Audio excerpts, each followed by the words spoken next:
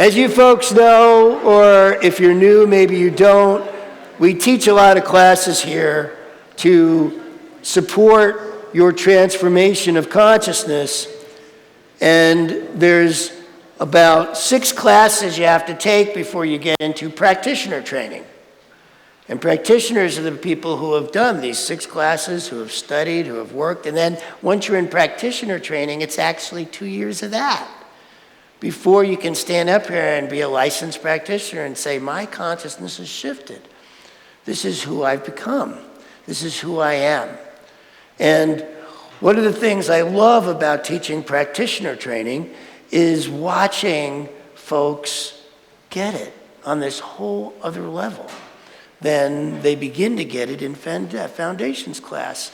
And so this past week, I got a call from one of my practitioner students who said, I get it and am embodying what is mine to do now from the level of the soul. And it brought tears to my eyes because that's it. That's it. That's what I am up here. No matter what I'm talking about, that's what I'm talking about. Right? How to be with your soul's intention in such a way that it is bringing forth through you, however you want to look at it. It's your soul's intention, wanting to bring forth your highest and best in terms of what it is to do now. What is yours to do now? And when you do that, life becomes miraculous. So one of the questions I have for you is, how open are you to the miraculous in your life? And you may go, well, of course I'm open to the miraculous. Well, if you're a reasonable human being, you tend not to be open to the miraculous. You tend to stick with the reasonable. And that's not where the miraculous is. But there's this whole way of getting there that I'm seeing clearer and clearer all the time in terms of the journey. And I'm not saying that ours is the only journey. There's lots of paths out there. But whatever path you take, the steps and the openings and what happens seems to be fairly present, similar. And in terms of you get into, so I'm just going to do our path because that's the one I know best. So you get into foundations class. Maybe you show up here, and a lot of folks who show up here, they show up because they're in pain. Or they show up because life's not working so good and they want to see it a little more. Or they show up because life is working and you know there's something more, but you're not exactly sure what it is. You just know there's something more, you can feel it. And you want to meet like-minded people who feel that too. And so you get here and you start listening to whoever's up here talking, and you get the idea of, yeah, there is something more. I can feel it. But how do I grow this in me? How do I make it something that's palpable, that shows up in my life, that I can see more often during the day, during my normal day?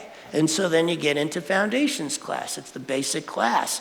And most people who go through that class and make it out the other side start seeing their lives a little differently. Things start showing up a little differently.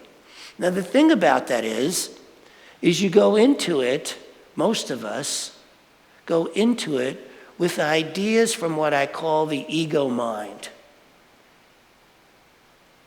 Now there's nothing wrong with the ego. Just so we're clear, it just makes a horrible master. It's a great servant, but a horrible master. When we use it as a servant to our soul's intention, then it really works really well together. They mold and they become this powerful force in your life that moves you forward. But if you try doing it the other way around, that's when things can get hairy. And so you get into foundations class and maybe you haven't fully noticed the difference yet. And so the things you start wanting, the new car, the relationship, the job, which starts showing up, by the way, comes from that ego mind place, which is not terrible, but is not your soul's intention. There's something greater for you going on here. There's something greater for each and every one of us going on with our lives. But you got to start somewhere, and one great place to start is just getting this into your life in a way where you start seeing it manifest. You start seeing stuff show up. You start having those things in your life that your ego really thinks you need to have. And that's a really good way to know whether it's your ego or your soul's intention. Your soul's intention is never in need. It knows you have everything you want. That part of you knows you have all the resources of the universe within you, that all you have to do is show up as that. So if you're feeling a need, that's normally your ego mind, and that's okay. But knowing the difference is a really good first step as you start walking this path. What's the difference? What's the difference between when I have this really strong desire of what it is that I want to do and and then that pull that happens where it's not even a matter of whether your ego mind wants you to do it or not. You just know it's yours to do. It pulls you. There's a difference. Maybe you've experienced it. Maybe you haven't. But it's possible once you start on this journey that we have here. It happened for me. And so you go along and you take the different classes and your consciousness keeps opening and growing and you keep practicing and you keep practicing.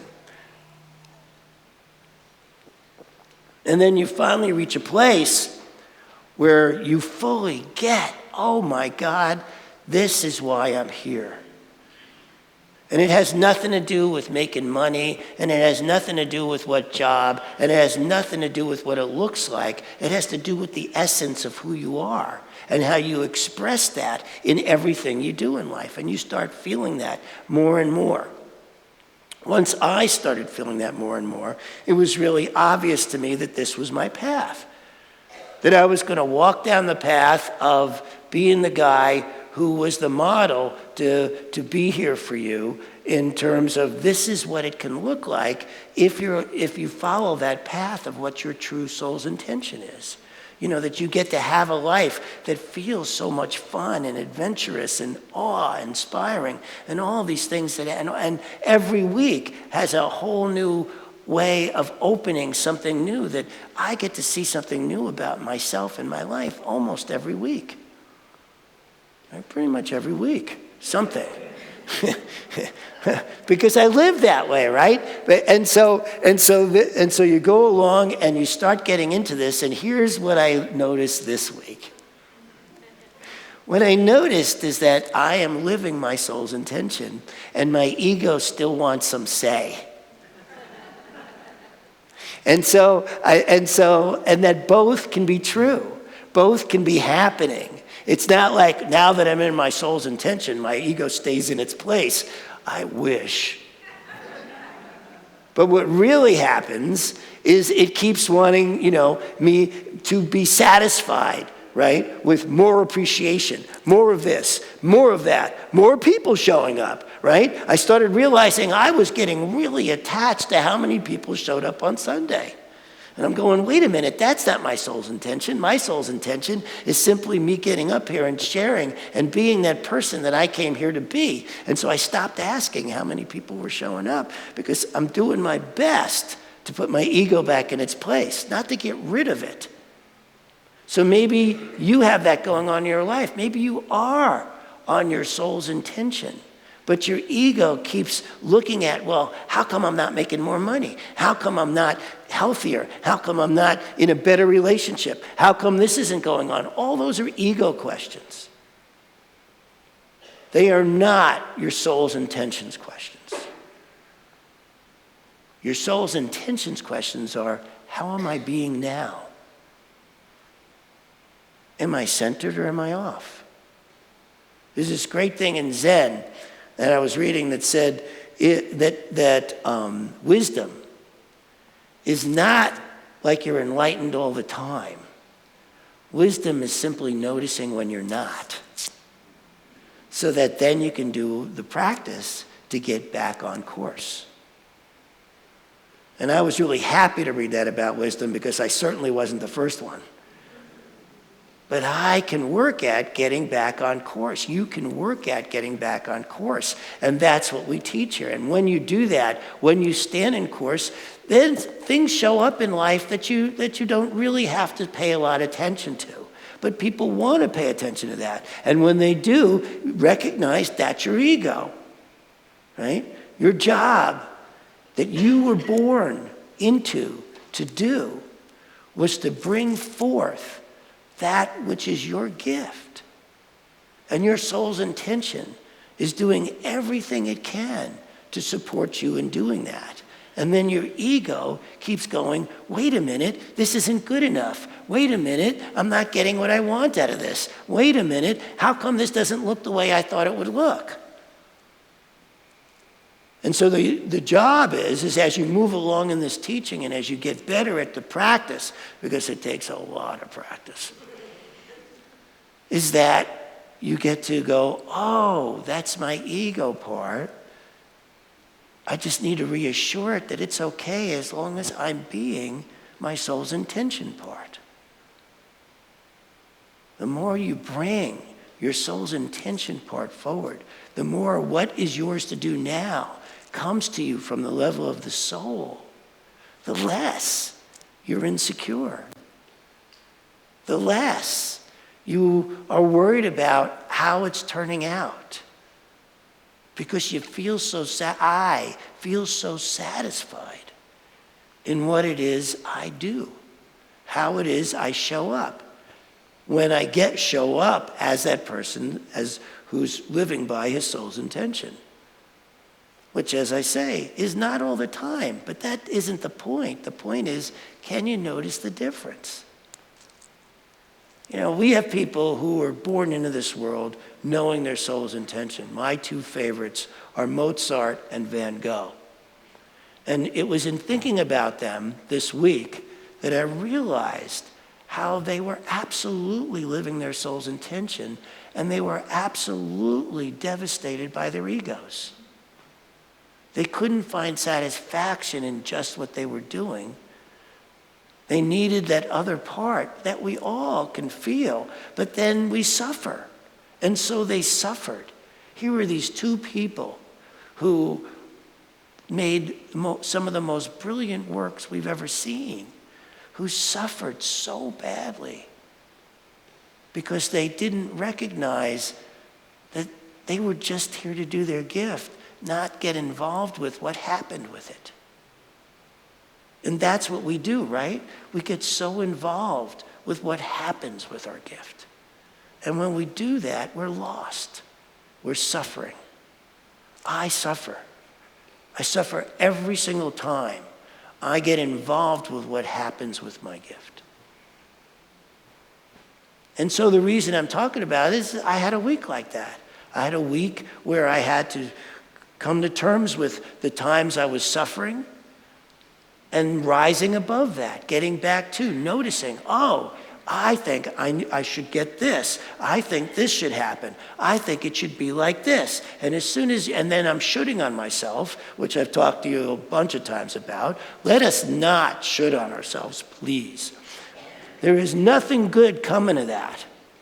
There is nothing good coming of that when we shoot on ourselves.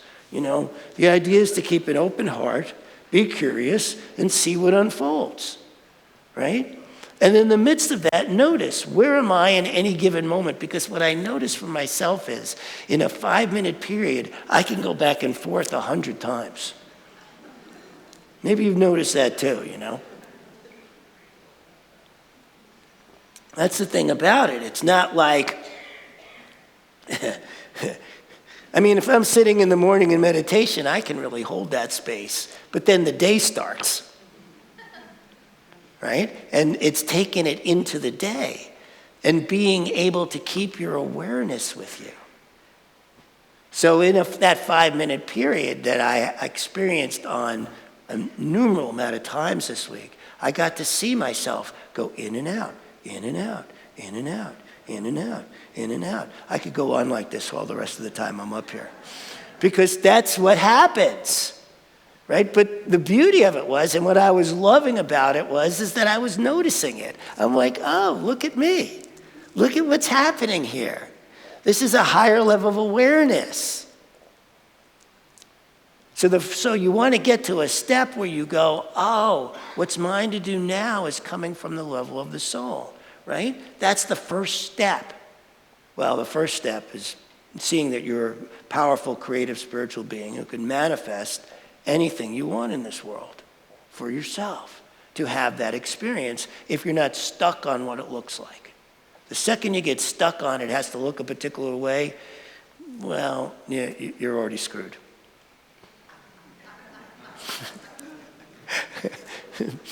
Just being clear. But if you can let go of what it looks like and get to the qualities of it, it's actually not difficult to manifest those qualities.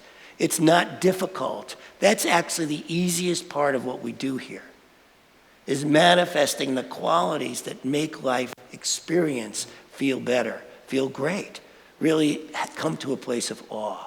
The second you say it has to look like this, then you've pigeonholed yourself, you've limited possibilities, and your chance of it happening become harder and harder and harder. But if it doesn't have to look like this, if what you're after is the qualities, then how it shows up can be miraculous. But to do that, you got to be willing to give up reason.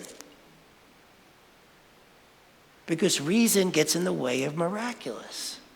And it's risky, and it's scary to think, I'm going to put my reason aside and follow this intuitive hit I'm getting that clearly feels like from something deeper, even though I have no clue how that's going to turn out. Because it's not about how it turns out. I hear people all the time say, oh, I followed my intuition and it went so badly. No, that's just how it didn't turn out the way you thought it would, the way you thought it would look. But your soul's intention, when it's moving you forward like that, is wanting you to learn how to become the person you came here to be. And maybe that's the exact experience you needed to go through to grow yourself. Because that's what we do here. We grow ourselves. And through growing ourselves, our lives shift. Our lives change. They become better. They become stronger. They become more looking like the foundation and beauty of what we imagine for ourselves. But not because it looks like it. I never thought, and I've told you this a million times, probably tell you a million times more, I never thought I was going to turn out to be a spiritual leader. This was not where I imagined myself headed at all. I had other thoughts, other dreams that had nothing to do with this. And I'm so glad that I got to a place of being able to listen to this instead of what I thought was the best for me. Because this is great when you sit in this. And then the next piece is, the more I notice for myself, so this week was a lot about being vulnerable, right? And we talked about that in the men's circle, and I because I've experienced a lot of moving myself into a vulnerable place this week for conversations that were had. And what I noticed about that is I don't even have to be, that when I think about vulnerable, I think about safety, right? I don't know if I can be vulnerable. I don't know if it's safe. But when I get to an awakened state, when I'm in that awakened state, it is a non-issue. When I am listening to my soul's intention, it becomes this non-issue. Safe, not safe. Vulnerable, not vulnerable. Of course I'm vulnerable because I want my heart out there. I want to be wearing it, for anybody to see what's going on because that's the heart of me, right? That's what I want to bring. That's my gift. That's all our gifts, by the way. They all come from showing our hearts. They may manifest in different ways for each and every one of us, but they come from our hearts. And so if your heart is closed, if it's hardened, if you're afraid of getting hurt, and all those things that go along in that, you have actually moved yourself away from what it is you actually want. And so that's the beauty of walking down this path of your soul's intention. It brings you to a place where you don't even concern yourself with what somebody else is going to say about what you're going to share, because you're being clear, transparent, and heartfelt, and you really can't, from a soul's intention place, be hurt. Only your ego can be hurt. That's the only thing that can be hurt here is your ego. And we have all these incredible models who have done that throughout the ages, who we get to follow, many of which I speak to you about all the time, Paul Gyatso and Ananta Krante for two, who have shown us that it doesn't matter what happens to your heart, your mind, or your body, or your beingness, you still, if you bring forth that which is great within you, will experience a life of awe and love and wonder. And so that's the path of it. So you start out by simply manifesting, and then you get to a place of recognizing that everything you're manifesting can come from a different, deeper place within you. And so then all of a sudden, like my student says, I'm recognizing what is mine to do now from the level of the soul. And then the next work is the ego going, no, that's not reasonable. And the practice of, wait a minute, this is truth. This is how I become that gift I came here to be. This is how you become that gift you came here to be. Walk this path. Walk it in a good way. Practice, practice, practice. And a life of awe and wonder can be yours. Thank you. I love you.